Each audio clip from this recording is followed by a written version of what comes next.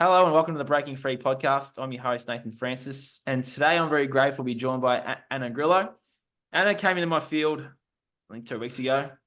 A couple of my buddies shared her Instagram reel about homeschooling, and I thought, oh, she's Victorian. And then I realised she was in Jason's program, and yeah, a couple of fellow Victorians. I'm in Queensland now, but Anna's still down there, and it's very awesome to connect with Anna today. She is a transformation in intuition coach with an excellent story. I've heard some of it for the last 40 minutes. Looking forward to my listeners and viewers hearing the same thing. So Anna, welcome to my show today. Very happy to have you here. Let's Likewise. talk about all things homeschooling, your story, some woo-woo stuff. Who knows where we'll go. I'm looking forward to it. Yeah, same here. Cool. So Anna, your story. Where did it start? How did it start? And how did you get to where you are now on the Breaking Free podcast is where we'll probably start, I reckon. Yeah. So for me, look, I guess I always start with, I was raised as per your standard matrix. We're going to use that word, but yeah, just your normal standard living. My parents, they were migrants out. So I lived in the northern suburbs of Melbourne, went to school, went to uni, got the job, climbed the corporate ladder. As you do. As you do, absolutely. So, you were there ticking off the boxes of success for what society will say. I met my beautiful partner, we got married, and probably it was probably my early 20s was when I first started getting hints of something else. I always felt that I was waiting for something else, and I remember meeting I call my beautiful spiritual godmother, and booked to get a massage, and she was like, oh, I don't just do massage. I'm like, oh yeah, that's cool. And this beautiful woman who just sort of, I remember sitting in the room and I was just like, oh, this is what I've been craving. And I believe, it's probably my really first experience in, I guess, one space holding. So someone who's really beautiful, deeply present in who they are and what they know. And it was just such a beautiful energy. And she was an aromatherapist and obviously a spiritual healer. And it was through there that I happened to actually go and do a workshop called aromatic kinesiology. And I remember doing that. It was just a 3-day workshop, and I knew this is something that I'm going to be doing, but it was like, it's going to be in the future when my kids are older and, I've worked through all the, done all the successful things, so to speak. So that's probably the first lesson of not following, the universe or God is presenting you with, oh, look at this. And, it feels so good. But I was like, no, the head overrode. No, just keep, head down, I'm up and do the thing. And years, then, my adrenal fatigue kicked in. And then I guess fertility issues when we were like, oh, we want to start having a family. And I knew that suddenly like my periods went out of sync, and I'm like, oh, this is like, okay, all right, I get it. And so I continued pushing through. And then just was one day I was like, yeah, no, this is not for me. And I had a beautiful woman who was just like, right, what is it you want to do? And I was like, I want to study kinesiology. And she's like, well, what's stopping you? And at that time, we just moved into a house. My husband had just started his own business as well. But I was like, you know what? I don't care what I'll do. I'm employable. I will get a job. I'll just have to trust, and if it's all going to work out. And I remember in that moment when I actually made that decision and I guess surrendered to the moment, like the weight that lifted off my shoulders was instant. And and then, I transitioned out of work for a few months, and I remember it was the last day that I found out that I was pregnant. So of course I was. Yeah. And so I guess that shifted me into then this whole, that's probably around 15 years ago now. So that shifted me into this whole, so I started, I guess, being on my life path. I was studying kinesiology, which obviously was where I was meant to be as I was pregnant, and really, I guess, it's almost what we sort of spoke about this before, but it was a remembrance. It wasn't necessarily, I knew all these things. Like I'm learning. I was just like, oh yeah, of course, yes. Of course, that's how that all works. And it was also, I guess, my first appreciation into probably like even the sciences and learning about biochemistry and nutrition and anatomy and physiology. I mean, back then it was like 2010, so it was. the primal blueprint. So Marx Daily Apple with Mark Sisson, paleo with Rob Wolfer, like they just started, and you really do see that things that become almost fringe, it's not like until 10 years later where they actually start to become mainstream. And so hearing these new concepts and just gaining a really, one, an appreciation of the human body, but two, the deception around how science and studies can be presented, how flawed they are, and you can get them to say anything that you want, so to speak. So it already got me thinking and open to what else? Well, if they're lying about that, what else could they be lying about? Which I already had a bit of an inkling, 10 years in prior to that, but it just started really opening my eyes and being able to ask the right questions. A lot of people don't want to ask those questions, though, do they? No. What sort of like the catalyst for asking those questions? And what questions were you asking too? Yeah, well, so I guess being open and knowing that something's not quite right. So I remember, go back to September 11. I remember when that first happened, and I was actually watching it on TV, and the next day, everyone's talking about it. My cousin and her boyfriend at the time came in and were like, oh my gosh, how terrible, what happened? And he goes, I look back now, I'm like, man, if I'd known, I would have had so many conversations with him. So it's just like, that was an inside job. And I remember everyone was just like, oh, and then the conversation went on, but I remember it dropping in. And so over the years, I was just like, oh, but again, it wasn't just like, oh, that's ridiculous. It was just like, oh, it was a new perception, a new, thought arose that allowed me to go, oh, could that be? Oh, and it was something, I guess, like logically, just like, oh, as if that would happen. But then there was something to go, hang on, there's something to explore. So then over the years, I would then someone would make a comment, or there was, I think we watched Fahrenheit 9/11, and then there was people, you just have conversations and you hear more and more. So I was already open to that, but I never knew. I mean, this is before Google and social media, really. So you're not in those groups, and there wasn't someone enough to go, oh, here's a book, or here's a DVD, or stuff like that. So I'd known, so then there was always there in the background, and every so often, and I think the biggest one was I came across David Wilcox. It would have been around 2011, 2012. Which book? I've read all of them. No, so it wasn't his book. This is random. I was, doing, you're going through a Facebook profile, Facebook back in the day, and I saw someone posted this. I was like, oh, well, this looks interesting. I clicked on it, and he just started speaking or writing about financial tyranny. Oh, his YouTube blog. channel. That's right. Yeah, so it was the first blog. So you got to think he wrote that over the course of like 1 or 2 years. I was like, oh my gosh. And it was the first time though that everything had been presented and laid out, and how it all linked together. Everything with the financial stuff, with the the celebrity, with the cults, all the thing coming together. And I was like, oh, okay, here it is. And I guess it was from there, that's when I started to, I found Jason as well, not long after. And just was, So, you have this first, the initiation was the fool's journey, the hero, the fool in the tarot goes off into the world, and then things start presenting as themselves, like, oh, how am I going to go down this path, which way am I going? So, and it's interesting, because it's interesting you've mentioned, like, I started reading Dave Wilcox books through a good friend of mine, too, Dale. He had all the Wilcox books there, and I was going through my journey, and I read all David Icke's books and all of Wilcox too. And like that book, the one where he was talking about his dreams, where he logged all his dreams, that was a good book. The one he wrote in 2012. Not Ascension Mysteries was the other one. What was it called? It's got a blue cover. I can't remember what it was. One of them. And it was, I was on the path then too. He was talking about all this other stuff, and it just all sort of made sense to me too, especially like David Icke's work too. So it's very powerful stuff, isn't it? Yeah, it is when you go out. What you do with that. It's what you do with that information. So that information you're learning, I guess you're already on the path. So how did you then use that information to then be like, well, what's going on in my world? How do I sort out my world? Well, how was that journey for you? Because I feel like they're two separate journeys. Because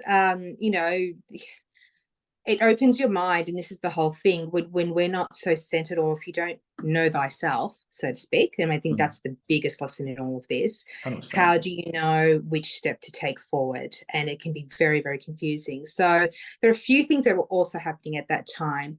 As I said, you know, I'm studying, I'm learning all the amazing things. I've got, you know, my beautiful daughter, and even though it was a hospital birth, but it was all natural and so forth. And it was through those studies, I'd been working with a naturopath, and, you know, obviously the V that shall not be named, the Voldemort, the vaccines came up.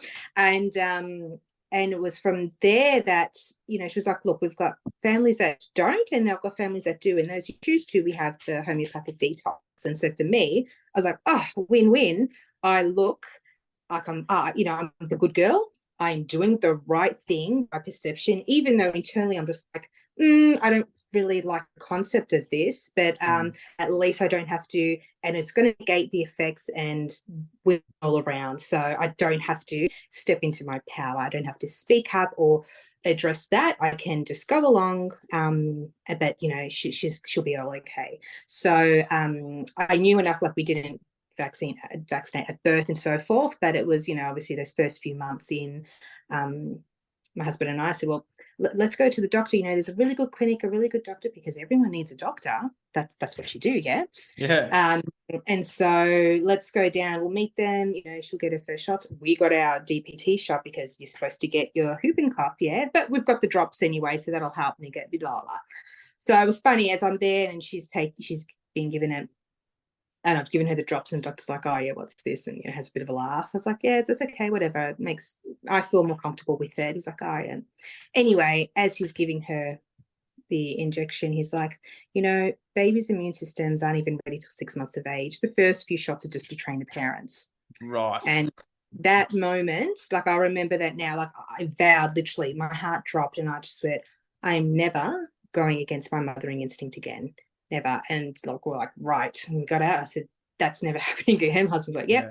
Yeah. I said, if anyone else, we're delaying. But right, I now need to do my research and get properly informed. And so it was the decision that needs, and this is the thing, I think people don't care until it matters to them. Like, it needs to ignite. Correct. So there's a lot of people, like, you know, we've had conversations, and you know, oh, but my kid's all right. And of course, why would you? If nothing, so to speak, seemed outside of the norm, of course it was going to be okay. It's not until something happens to them where it's suddenly, you know, you're forced to look at something different. And whether that's, you know, whether it's your child with their health or whatever thought or belief system that you have, it's something that really, it becomes personal because it impacts you. And I guess this is the way people really need to recognize that the way we disseminate information or people's thoughts and beliefs, it's all skewed by our own lived behavior, our own belief systems, and our own experiences, because no two are ever alike. And that's why it can be difficult, I suppose, when you're trying to share information, because it's not until it's meaningful to someone that they're willing to listen. Yeah, spot on. Yes, for me, I guess that journey, then, that was that impetus. I went, all right, okay. So that was, I guess, my it's not the dark night of the soul, but that's my first initiation into speaking my truth. Yep. Facing persecution and judgment, because that was, what do you mean? Everyone does that.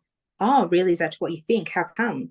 And also, and for me, I guess the hardest thing for me almost was it's the reflection of other people going, oh, and they're faced with their own thought belief system. And it's like, the last thing I'm doing is because at the end of the day, I'm all about free choice. People choose whatever it is that they want. I understand this is my belief system. If you choose to go do it, go do that. As long as you're informed and you're happy with that, go do that. But I'm not the one to try and force my belief system on anyone. So if you choose to, you know, vaccinate, whatever, good on you. It was different, yeah. Different times, right? I know when I went through the whole awakening thing, it was during the C stuff of 2020. Yeah. And I was trying to tell Tom, Dick, and Harry not to go and get that thing. Because it was so blatantly obvious that they were going to try and take you off the planet. Like, it was just blatantly obvious. That's what they were trying to do. Well, that's the thing. I was trying to warn every Tom, Dick, and Harry, but it's like they had to go through that journey to then be like, well, 100%. maybe 4 years later, maybe that crazy guy in Bendigo was right. Actually, there was a couple of crazy guys in Bendigo talking about it. Maybe those crazy guys were right. Who knows? And that's the whole thing, because I'm like, this is, and because I had done my research, I knew, and I'd speak to, I'd go speak to many different health professionals, doctors, and sort of have the conversation, you like, but I guess when I'd made that decision, suddenly the right people came forward to Yeah, me, and spot on. and they're also very much, on the down low, because I guess the biggest thing is, how do I manage? And again, it's knowing, because I knew about the human body, I felt a lot more comfortable in trusting the system and what it is that it needs to do. It only wants to heal. So we're not trying to treat symptoms. When when my daughter had a fever, I was confident to go, hang on a second, I could take a step back and go, she's not in distress. She could clearly communicate. She's still drinking.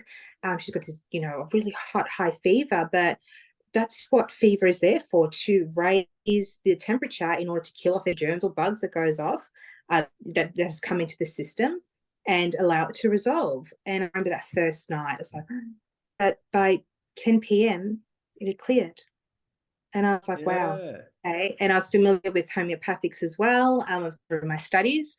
And so I sort of had, I always had this, I've got this checklist, watch, wait, observe. What are the symptoms? How do I make them comfortable? What is it that they need?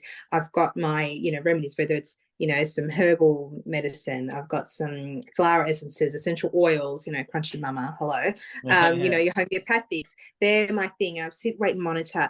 I'm not anti-medicine. I've got my triage, so to speak. And then if anything like that, if I need to go to the next level, but so far in my experience, I'm very lucky that we haven't had to. So I think once there was something, and not a worry, we went to the doctor, did what we needed to do, and got everything checked out. Okay, fine. But that trust allowed me to sort of go, oh, okay, this I'm on the right path. And when I'd sort of see different doctors, they'd sort of tell me off the record. I remember once when, she was 12 months and it was like, oh, whooping cough was going around. I said, you know what? Or it's cold and the cough. She has a slight cough. And I knew it wasn't anything. I said, but I just need to know. I need to educate myself. I wanted to go to the doctor. So I want to understand what signs and symptoms should I be looking for, because she's not vaccinated. So I want to ensure that I'm doing the right care in place. It's like, when he took us through and he checked her out, he's like, oh, I'm curious, just, why not? And I sort of, oh yeah, I just feel we're just delaying, and there are some that we believe, but just a few things there. But he's like, yeah, because what, off the record, I agree with you. You should be able to choose which ones. You should be able to pick them. Be able to say, well, I don't want this, but I want this one, but they're all mixed up, all those things. And so I was having conversations like that. I was like, oh wow, great. I didn't feel judged. I faced my fear. And I knew, the biggest one is probably friends and family, and try and explain that, because they've got their own fears and worries, because they themselves, that's what they believe. Well, that's the right thing you're supposed to do. Could you potentially be endangering or putting a child in harm? That's the biggest thing. I think that comes face to face with you. So that was, I guess, as I mentioned, my first initiation in facing that and realizing I could face the judgment and the persecution. And look, we're having this conversation on Good Friday. So even just, I faced I wasn't crucified for it. I was able to go on, and life went on. And, I think that's the biggest, our fears is what hold us back, because whether it's 100%. In this lifetime or past lifetimes, we've been judged or ridiculed. And, if even just looking back, tribal, you're kicked out of the tribe.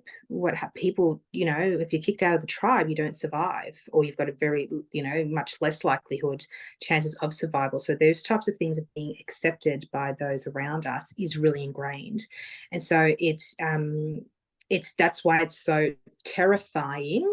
It's natural to have those emotions that come up when you are first faced with, how am I, I'm doing something different, and what does that look and feel like? So, it does require a lot of, internal fortitude and strength, and, tools, whatever they are for you, just to help you process and really be strong in your own conviction. Because, I can tell you, each time you go against your gut instinct, each time you go against your intuition, how many times have you ever said in your life, I wish I knew I should have done that, or I'd wish, I knew something was going to, I knew that was going to happen. And if you'd only just follow that first path, the heartbreak or the devastating effects wouldn't be so severe. And I see this now. I see people who choose not to, and it's like, how many more obvious signs do you need to have? Oh, they're everywhere, aren't they? Oh, they're everywhere. And it's like, I see that with, with their health, and then they'll have an accident. It's like, you are literally bedridden with some sickness, a broken leg, hand, or you physically actually cannot do whatever it is you continue to keep trapping yourself in. Yep. Are you going to get the lesson yet? I'm seeing it all the time myself. Yeah. It's really, really hard not to say anything, but it's their journey. Mm-hmm. And I love what you said about the intuition and how you said something along the lines of, what was that question you asked about regret? Oh, no. Was it regret? You've never regretted, I guess, your intuition, like your hindsight has never been one of regret. Like, and one you also said, whereas I should have done that. One of my goals in life is to not say that in the future, to be like, it's like, if I want to do it, I'll do it. And I'll ponder that future. It's like you take that moment to ponder that future version of you that's like, what if I did do that? And the future version means like nodding away, go and do it. It's like, absolutely. because I've come from we'll say a family that would probably regret, like there's a lot of regret in my family. And it's like, I want to be that person that's laying on a deathbed saying, I did all this stuff and I didn't regret any of it. And I'm going to lights out, show you in the new life. I'm going to go wherever I go in the afterlife. I'm going to guide you in the next one. Let's go. Yeah. It's like, I got all these things I want to do. I want to tick them all off and be like, I did this. I made that happen. I wrote that book. I did that. It's like, I want to be that guy on that deathbed that's saying that, rather than, should have done that. Had 4 opportunities to do that, didn't do it. So I'm going to be that person that just grabs it and goes, I'm doing it. So yeah. Yeah, absolutely. Because there is, and you see that's, I guess, sliding doors type moments. And there are things in the past where I've been fairly fortunate. I've done a lot. But there are even some things like, I wanted to do like a course or something, and I should have done it. That was the perfect timing, but I was like, I sort of held back and chose not to. And it's like, I can feel like it's not like regret. It's not a terrible thing, but it's like, I could see how I could have maybe shortcut the growth would have been so great in that. But I'm still the lesson that I now need to work through. I now need to wait for the other opportunity that comes to life that makes me step up and do whatever that is. So it's interesting that like the more awakened you get, like the more awakens is such a throwaway line. Like the more tapped in you get with your own stuff, and you know what you're here to do, and you know what's coming, I feel like you can know too much about stuff, and you're like, well, why isn't it here yet? Like, all these things are coming. You're sort of in the now going, well, because sometimes I'm like, I'd rather not know and just have it come, rather than knowing that it's coming and being like, looking around going, well, where is that thing? Yeah, I know the lesson in trust and surrender. Yes, that's one of my biggest lessons over the last 12 months has been trust and surrender. Like my brother and I did a vision board, Anna, of the whole Queensland thing about 2 years ago. And the Queensland move happened in August last year. So it took like a year and a half. And it's like, well, I know we're going. It's on the vision board I see every single day. I'm like, well, for a year and a half, I'm like, well, hello. Yeah. Where are we going? Absolutely. Yeah. And it was similar to us because I sort of had that we knew that we wanted to do something a bit different. My husband had been saying, for a little while. So, during that time, I had 2 children at that stage. And it was probably around 9 years ago, I reckon. Oh no, probably 10 years ago, close to that. And I sort of put a bit of that. I think we sort of spoke a little bit before, prior to the call. It's this whole concept around manifesting. We've got our one, like the egoic wants, so to speak, but then the soulful desires that sit underneath that. Yeah. And, we want the the house or whatever, or the certain thing, or a certain or whatever that is for you. And it's just like, well, when we can actually what I would find is each time I was like really specific on, I want to receive this amount of income, or I want to get this, or I want to get that. Whenever that was to happen in the past, it was just like, that never happened. Or I would get something similar, but in a really roundabout way. It wasn't the way that I thought it was going to come, or the pathway was going to be received from. And so I find the key is it's all about actually what is it that you desire and the feeling. Because if we're chasing something or we're wanting something, we need to go deeper. It's like, well, if we're wanting the house, so something that's very physical, what we're actually craving is the stability and safety. So something like that. And it's like, wow, well, when I look through that lens of, well, what brings me safety, what brings me stability, and what does that look like that's going to be in a peace, calmful way? Because, you know, you can get a house in any suburb. You can either be up to your eyeballs in debt, which I'm sure there are many, many people who are dealing with that now, because with interest rates rising, suddenly what was already probably a bit of a stretch is a huge, determined for them right now. They're really, really struggling. But it's like, for what? Because you could be getting the same thing, but something completely different. So it's really understanding what those desires or what it is that you're after is about. But we'd sort of written something similar. My husband had said, you know, I just want to move out of the city for quite a while. I wasn't ready to do that. What's that going to look like? How's that? But I sort of did a bit of a vision board, or I love, what I really love doing is like your future you. So what's you in 10 years time? What does that look like? And your day in the life. Yeah. I love that's that. really powerful. And I was like, oh, how interesting. And so, yeah, then the way our pathway went, because I was living in Melbourne, but we had found a little the little beach shack, as I call it, when we were out in Venus Bay, so out in South Gippsland. And we it was a little getaway for a little while. But again, when we're following the pathway of intuition, you know, I think, yeah, like I said, it was around 10 years ago, but it was 2019. I was like, I felt the urge and like, we need to leave. Like this, it's time to leave. Okay. My husband was like, finally, and you're on board. Let's go. You know, let's make it happen. And, you know, because I'd chosen, you know, along that journey, I'd chosen to home educate my children as well. And I guess I told that first story because that was my first initiation against judgment and persecution. Yes. You know, next thing saying, oh, my kids aren't going to school. They're not going to kinder, like they've never been into a, you know, an institution or a system, I should say, or both. So that, you know, so I'd already, you know, I was like, oh, all right, let's go. I've already gone around the path. I know what it's like to be faced with everyone's curious. What do you mean they don't do that? And but again, because I was so I followed my gut instincts, my mothering instincts, that this is the choice that we're going to make right now. This is what's going to be best for my children. You know, because they can always go back to school, they can always go into school, it's not, you know, a big deal. Let's just see what unfolds. And yet again, you know, the most resistance was probably against family and some friends, but for the most half I didn't get a lot. Because I was so confident and knew why and how. So I think that's really key. But because we were home educating, for us, it was just like, well, we can do this anywhere, anytime. So let's just start up in Melbourne. There's a space that we're going to go live in Venus Bay. Willing to go, you know, it's literally, if you've ever been, there's no connection to anything. Although there is electricity, but it's a small, sleepy little beachside town with a couple hundred people living in it. And it was a beautiful space to get away to.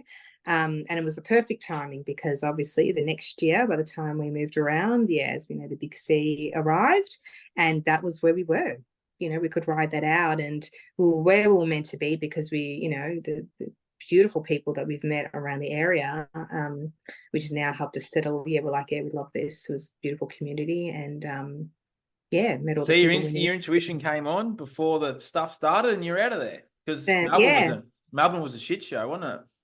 Oh yeah, that's 100%. And there was no, like I said, there's no rhyme or reason to that. But it was, 2019. I was like, I think it's time. And I couldn't even logically, but it was just this gut feel again. And this is the thing, it's our gut feeling. Like when I chose to home educate my children, this gut feeling, I don't know why, you know, where's this even come from? But you know now? Well, you know now. Exactly right. But I was just like, no, we're not going to do it, and just see how we go. So, you know, 10 years later, it's just like, we're still doing it, and it's a completely different. Back. Yeah, exactly right. So with the homeschooling stuff, which is an interesting one because that's obviously a big thing, isn't it? Like going to school and doing the system thing, and having people in your circles be like, well, you know, why aren't you doing that? It would be very interesting conversations, but I guess you're already on that path, weren't you? So, but I guess the question I'm trying to ask is, how was facing all of that judgment and that stuff? Because for me, it was like, well, I was going against the whole, pretty much, I felt like the whole world 4 years ago, and I was speaking out against this other stuff. But back then, this stuff hadn't started. So it was those little things. It was the things in the arm, and then it was the school system. Like, how did that journey go? Because back then it was so normalized to go to school and stuff. A lot of people are homeschooling now since this stuff is pretty much over. But how was that process for you? Like, because back then, 10 years ago, like, everyone was doing it, right? How was that process for you? Just being like, no, my kids aren't being indoctrinated. Yeah, it's hard because, you know, it's not like there was no one in my family, my friends, no one in my social circle, and no one within their social circle. So it's not like it was, oh, I don't think I'd had anyone that goes, oh yeah, I knew someone. No. And if anything, you've got a homeschooling I guess it's different probably in America, maybe a bit more popular. So there was nothing to go, how weird, can you even do that? That's probably the biggest. And so when I even looked, because for me, look, I was very fortunate between my parents and my mother-in-law, you know, they stayed one day each, you know, so 2 days a week, they'd be looked after. So I could either do some work or help my husband in his business and stuff like that. So we hadn't even needed to utilize the childcare system. So I recognize how fortunate I am in that. So I was able to have a real, I guess, you know, I do have a village. So that was, you know, with my family, I'm very fortunate to have that.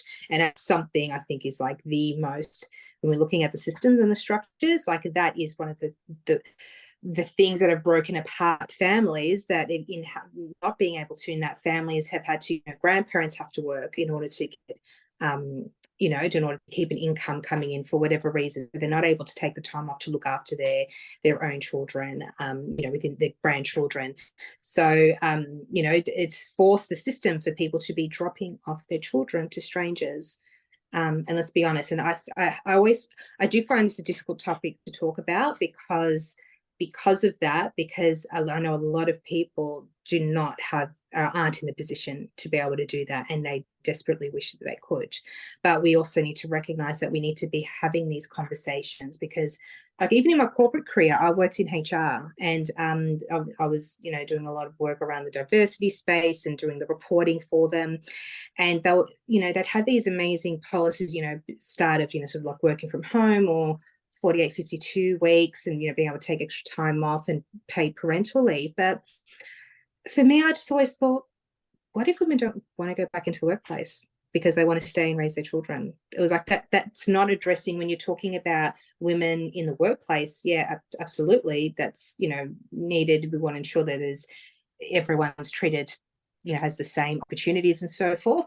But when you start looking at then the lens of what's best for children, there's very different conversations happening, and they talk about the first 3 years of life to be with a primary carer, and attachment theory and a whole lot of things there as well. And so there's a really big, conversations don't happen together.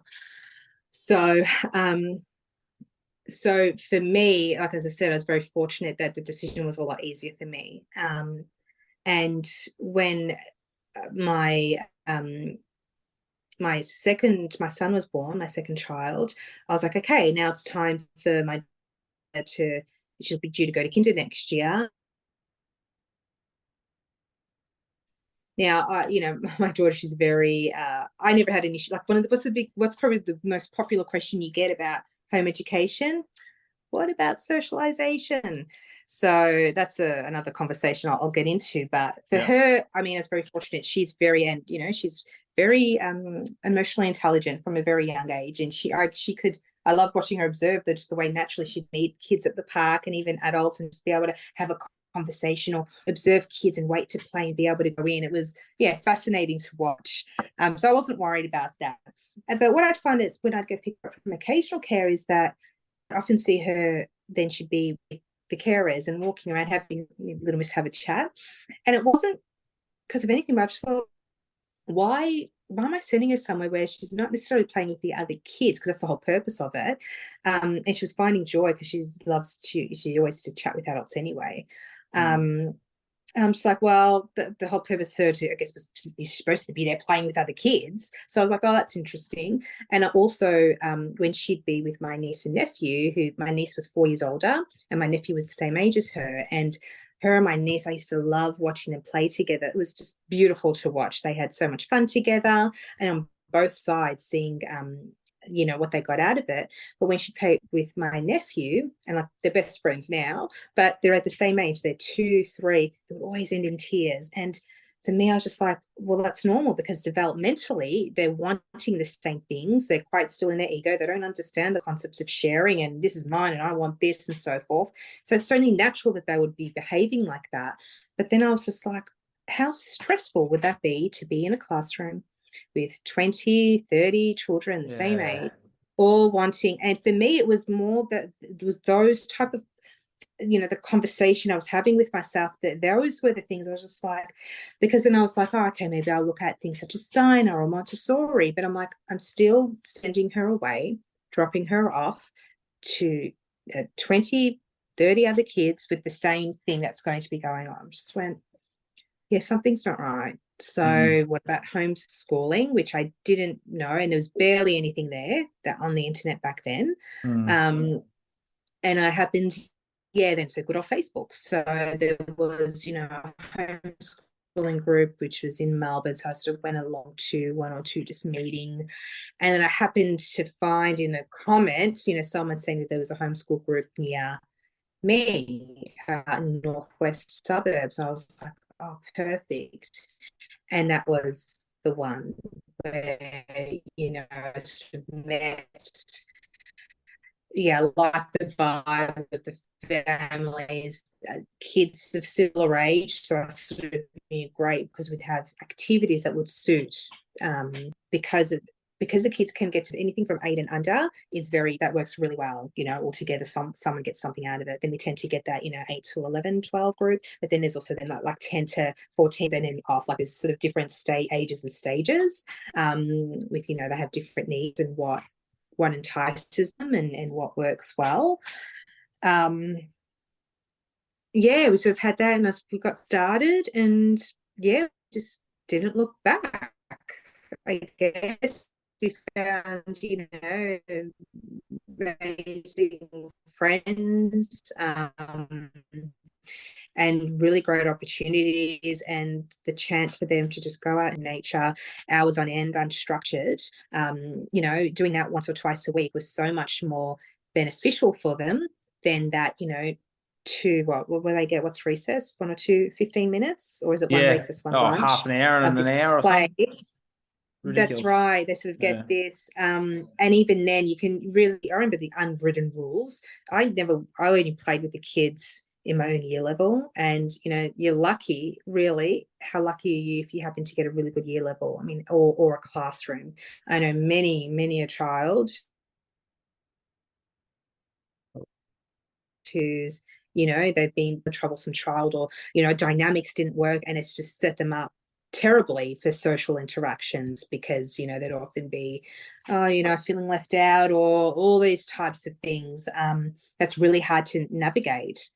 And then I guess for me, it's also being able to observe, I guess, children almost in a natural, so to speak, habitat. But I would sort of see that, the kids would all come together, but naturally they would sort of want to be in small groups, 1 or 2 friends doing something, and then something would happen. Oh, they'd all come together and they all might play a big game. But then, they would sort of separate into the smaller groups.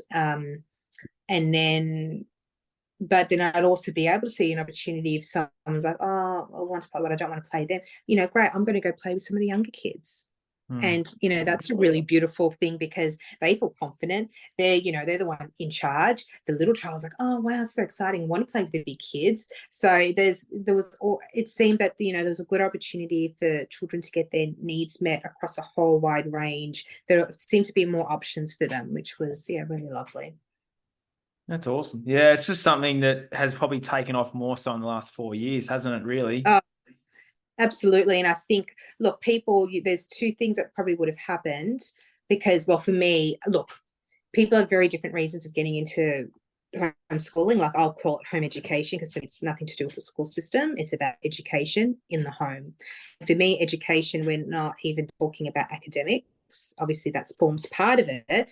For me, it's all about relationship itself, relationship with others, and cultivating that and really being able to look at the child or as the person, as individual, and what is it that they need to be, healthy, happy, successful in life. And that's going to look really, really different. We've got some kids that are the really high academics who are, in 12 and doing, university style maths, seems to be a bit of an image or a stereotype. Yeah, also very impressive in that system too, isn't it? Exactly, 100%. So, people all, it's and yes, there are certain children like that. School systems can hold a lot of kids like that back, absolutely. But it's, some people like to do the academics or try to formulate school at home. I chose it more for a philosophy or a belief system, rather than being failed by the system, because there is a lot. Obviously, there's people who choose to do it for religious reasons as well. But yeah, that's a big one too. That's a big one as well. Yeah, yes, yeah. And obviously, that's probably why it's so popular over in America because of that. But yes, yeah, we do tend to have faith-based groups here as well. But yeah, I guess the popularity. And so for some people, a few things would have happened. One, realizing, wow, okay, my child actually thrives in this different environment, where they're not in school. And I think that's probably one of the biggest benefits is, like, from a health perspective, like, this our systems and culture is so set up to the masculine energy of constant doing, the structure of 5 days, 7 days a week, 52 weeks in a year, and so forth. And it's just constantly going. And what I notice is that being in the home, it's more about rhythms of life, rhythms of the seasons, and even just the season. I'll talk, not literally just out in nature, but the season of, whether you have a baby, whether you've got a toddler, how old your children are, you're constantly changing and evolving. And it's almost like whenever you feel like, oh, okay, great, yes, we've got our rhythm, it's almost like now someone gets a little bit older, or something changes, something is different, and then you're on, okay, we're moving. It's always this process almost of initiation. Oh, okay, this is new, we need to change something, we're integrating it, and then finally it's sort of, it's accepted, it's part, it's, it's integrated in, and then it evolves and changes yet again. So it's, people can either thrive in structure or not. But I think during the last few years, people sort of saw that this works best for our child, or noticed a whole lot of gaps, or just thought of something they really enjoyed, the ability to be able to be home together and with a family. Because I think that's the biggest thing. We're so used to, again, in the culture of separation. You see each other in the morning and at night, but everyone separates and lives their own life. Where I really find home education actually forces you together. And that's why, I laugh. I don't laugh, but in a way, like, people, I couldn't do it. I couldn't do that. And really what they're saying is, I couldn't be with my child 24/7 because, correct. And which I get, my gosh, I understand, please. But let's look on the flip side, that I guess, there's also, that's your own personal evolution and stories of, just of, have we been able to transition from maiden to motherhood, and the surrender actually to who we are and where we are and what that means. But that's with everything though. Like, even if you're just transforming your health, like, you get I couldn't do that. Yeah. Like, you start a business, or you start an online business, or you move states, or you move countries. I couldn't do that. Well, yes, you fucking can. Yeah. Yeah. Yes, you can. And life's all about choices, and you have a choice to stay where you are and make the choice. It's like, well, you can't make the choice I made. Life's all about choices and free will, so you can do it anytime. Yeah. Because I sometimes would get that too. It's like, well, I couldn't do that. Well, yeah, you can. You can choose to get. You can choose to get off the couch. You can choose to go for a run. You can choose to go to the gym. You can choose to do these things too. Yeah. But as you said before, fear. Mm-hmm. That's right. Because who am I without being in that fear state, for one? Because we're so I talk about being addicted to stress. You're so used to being flooded with adrenaline and cortisol. Like, who are we without that? Imagine living through life being flooded with oxytocin instead, the beautiful endorphins and beautiful balanced minerals and vitamins in our body. People, one, don't know what that actually feels like, and that can be really scary. And you're addicted to the high of that, because you're constantly in, this up or down state. And almost like, we're addicted to the high of the cortisol, but we're also addicted to the loathing and the despair that comes through, because it's like we beat ourselves up mentally with the self-talk of, of the inner critic, but that's, just really fear-based thinking. But, not good enough, you can't do that. What are they going to think? The biggest things, a lot of that, particularly the last few years, it is about that throat chakra, because, because I had all that initiation happen beforehand, actually just before 2020, I'd already met with a beautiful group of, women, part of the Freedom Keepers. That was a big movement in America. And then also in Australia, we were starting it to try and repeal the whole no jab, no play policy. And then, good old CV hit. And so then it sort of morphed into, really rallying. And obviously here in Victoria, we were very, very vocal in trying to support people in, being able to stand in their truth and make choice, because yet again, it was always about freedom of choice. And so supporting those people who felt like they couldn't have a choice. How can they go about potentially That's making the thing too. That's the thing with our community.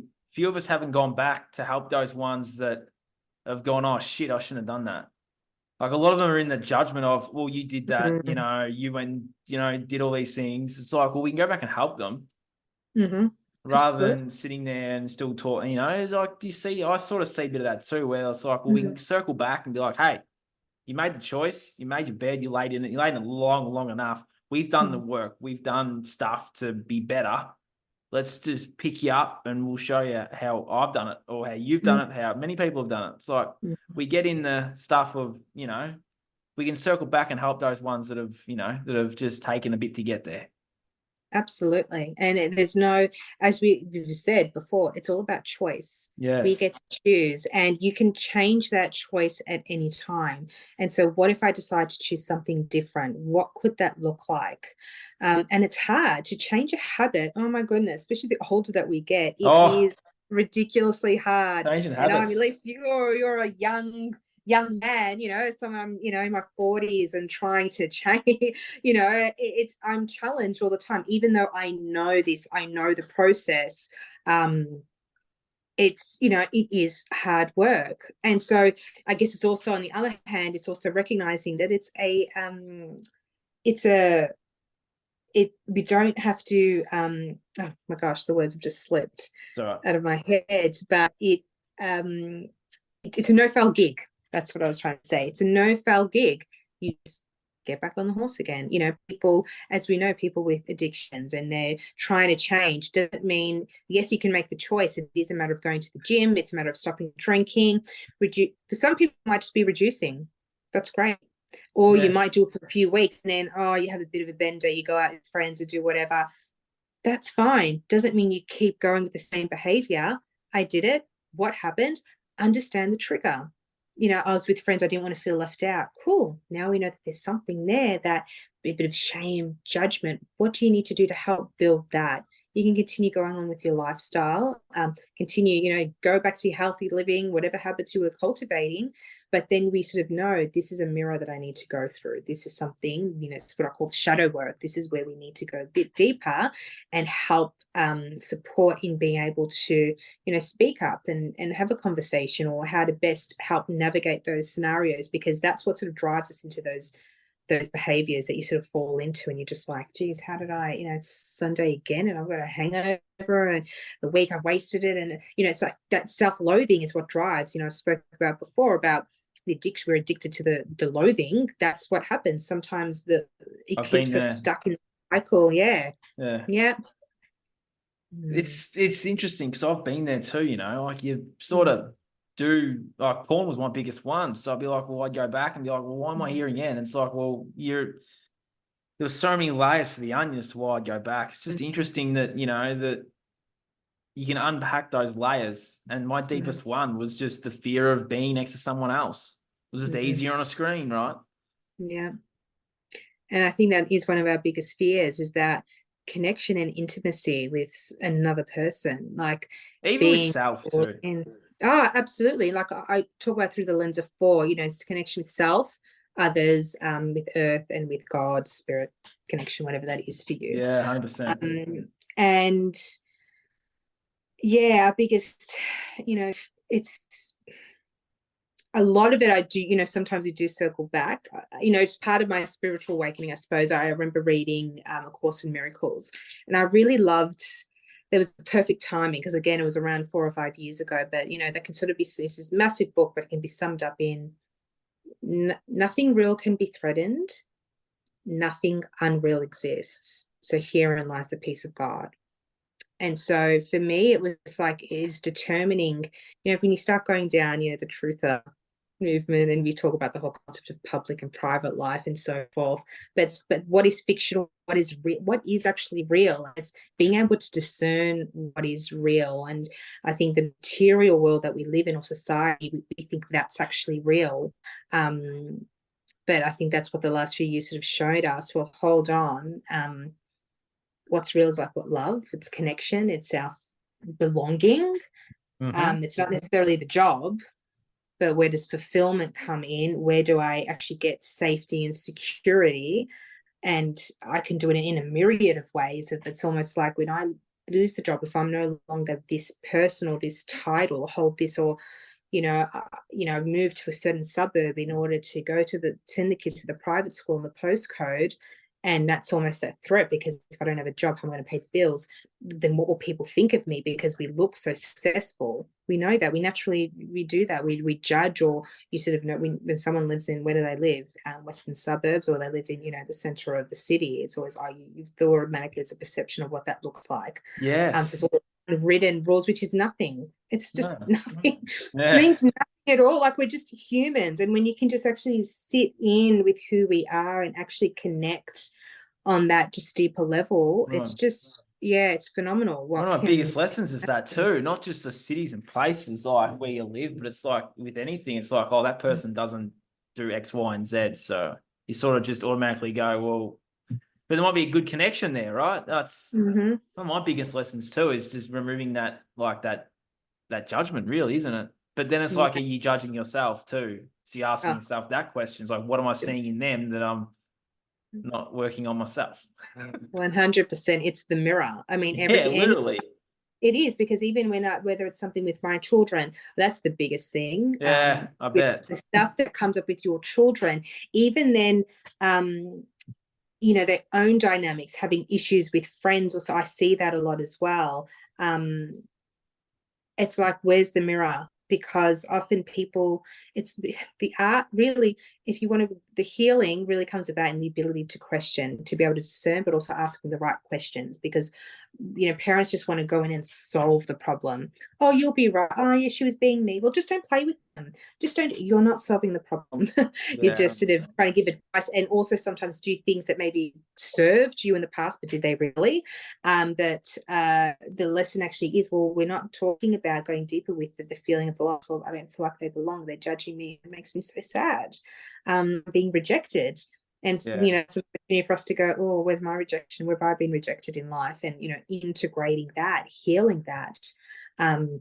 It's a really big piece. It's very common. And like I said, whether it's my children, whether it's my partner, I always need to stop and go, oh, one, what don't I like that they're doing, or what's it making me feel? Where do I actually do that in life? And whatever the annoying behavior is, if I again reflect in and go deeper, how is it actually not, when we keep externalizing the problem, that's one of the biggest issues, because you're not solving anything, because you cannot control anyone else's behaviors or interactions or responses. But whenever I drop in and go, how does that make me feel?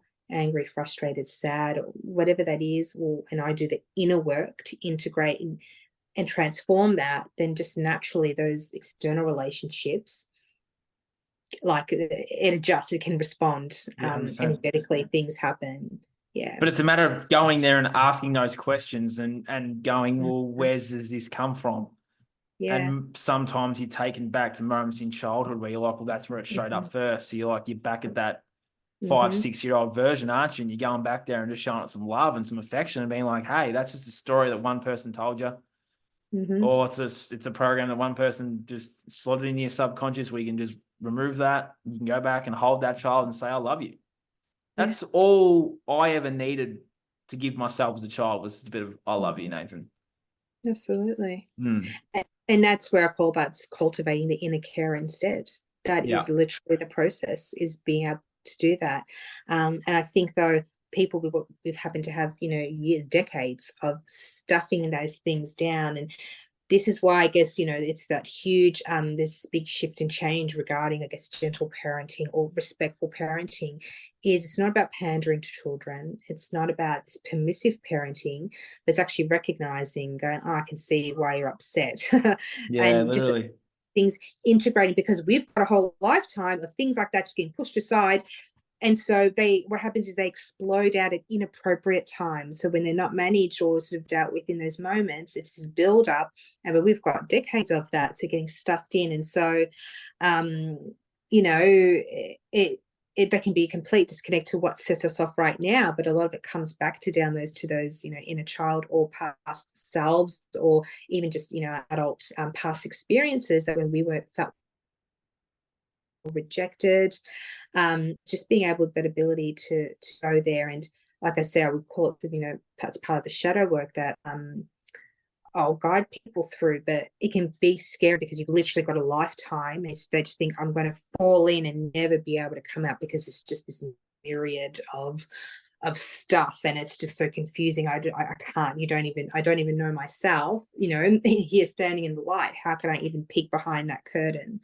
And so it's just, so it's just, really slowly. And again, it's the practices to help you know yourself, connection within, whether it's a whole little different things that come in. But this is why the practices such as meditation, of grounding, all those type of wellbeing practices, of just really slowing down the stress response in the body, just to help get us present, so we're not seesawing, so much in these highs and lows, and allow the ability for our body just to get used to the, feeling good, the parasympathetic coming in. I love that.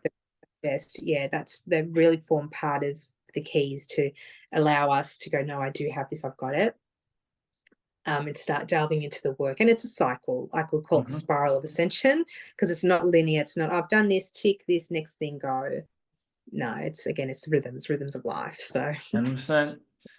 Interesting. I could talk about shadow work all day, seriously. But I just wanted to ask you, one of the final questions is, if someone was about to start their journey and they're where we both were, like you were there 10, 12 years ago, and someone's just starting to bob their head up and be like, oh, some things around me aren't necessarily right, or we're being lied to, or about to start that awakening journey. I feel like we could separate these questions. Like, well, how if someone was in that position of starting the awakening journey, like out of their own world and into the worldly, outer world, inner and outer, so outer world, how would one, I guess, start that journey? And then how would then one go, all right, well, I know this about the world, and the world's lying to me, so where am I lying to myself? So then you go inward. How would someone start the inward and outward journey?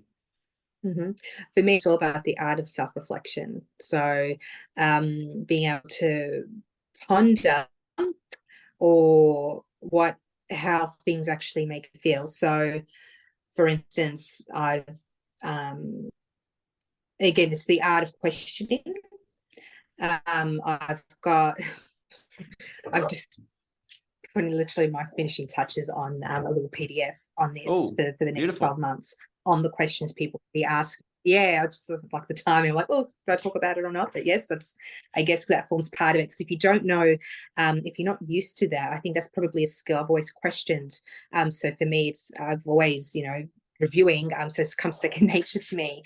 But it's being able to recognize, how come, why something happened. And what does this mean for me? How does it make me feel? Because it's very easy. What people will recognize when they start, it's very easy to turn the story. Like I'll be, with clients and, to start to, okay, so how does that make you feel? And just really start to question to getting them inside. It's very easy to keep pushing back out to, oh yeah, but they did this and they did that. Okay, Yeah, we can yes. recognize. We need to come back in. Yes. So yes, the art of it's again, how does it make me feel? I think that's probably the biggest one, is to stop. What am I recognizing, and how come? Does this remind me of something? And those type of questions at least make you go, okay, well, it's actually making me feeling angry, or makes me feel really sad. How come? Because I'm not sure. Sometimes just asking it, because the answer is within. We just avoid it because the mind will want to misdirect, because I don't want to go back to the fact that, yeah, it makes me feel really sad because, mum doesn't love me or something like this. She chose my sister over me for something, and that made me feel really sad. Some people might think, oh, that's how silly. But it's like, well, that was actually really valid back then. You might think, oh, I've integrated it, that was just life. But those big feelings for, when you're 5 years old and you're in this state of learning about the world, and think, oh, my mother, who's supposed to be here to protect me, for some reason, this thing of separation, of shock. And I don't know how to process that. And so this is something that we really need to realize, like, it's not just the words that we say, particularly as a parent, like it's the actions and the follow through that happens. And often when we're just so busy, and cut ourselves some slack, I think, one, because you're also doing the work yourself, but, if you're also a mother or a parent, like you're just, I think the ability to be able to sit back and recognize, how can I help someone process, or being able to, if you're angry or you snap at someone, being able to sit and recognize and then apologize, or raise that, I'm so sorry, that probably, that may not have been nice, or I'm sorry if I hurt your feelings, and you'll be very surprised with how your children, come back and respond. And yes, there may be tears. And I think this is a big one too. We're denied the opportunity to cry. No, stop with crying. Crying is an emotional release for us. And so you've literally got the years of build up of this tension that didn't naturally get a way to release. So we've just got this constant energy being stored up. But the art of self-reflection. Love it. Asking yourself, how am I feeling? How come? And yeah, did it remind me of the past experience? So you're sort of recognizing and get curious with it. If this is really foreign to you, if this is like a new concept, just play around with it. But that's where I'll always say that the answers are within. Sometimes having someone, I've got coaches, I've got mentors that I'll connect in with when I notice I'm getting sort of stuck at a level of the same thing. But if that's what you need to go through, just to help, because sometimes we do have our blind spot, but just get journaling, get a nice little notepad, journal, just write about your day, just get things out of your head, because they express some gratitude. Absolutely. I love gratitude journaling. Yeah, because it's flipping, because it's so easy to get caught up in everything that's going wrong. Pages of what's going on, but what's going right? Exactly. What's going right for you? So recognizing that. And then I also love emotional freedom technique, which is also known as EFT or tapping, where you're literally tapping on a certain points on the body, the acupressure points. And for me, it's all about the mind, body, spirit integration, because you can think of it mentally and go through that, but you can still get stuck. The EFT, by tapping on the acupressure points, we're moving more chi, removing the blockages within the body. And again, they correspond with organ glands, muscles, hormones, and so forth. But then they've also got the emotional and the energetic aspects as well. So you're really blending this beautiful mind, body, spirit modality, because we're not in isolation. So I sort of teach that, and I've got a few videos and stuff around that people can go along with, because I can guide you through it, but at the end of the day, it's nothing. There's not a specific formula. Just get tapping. I love the collarbone points. If you're journaling and something is coming up emotionally, just do a bit of tapping, and it helps to integrate. Yeah, love it. Love it. That's awesome. So where can people find you, Anna? Where can they find you? Probably best on Instagram. So over there, I am annagrillo.trueself. My website is trueself.com.au. So yeah, I'd love to come connect.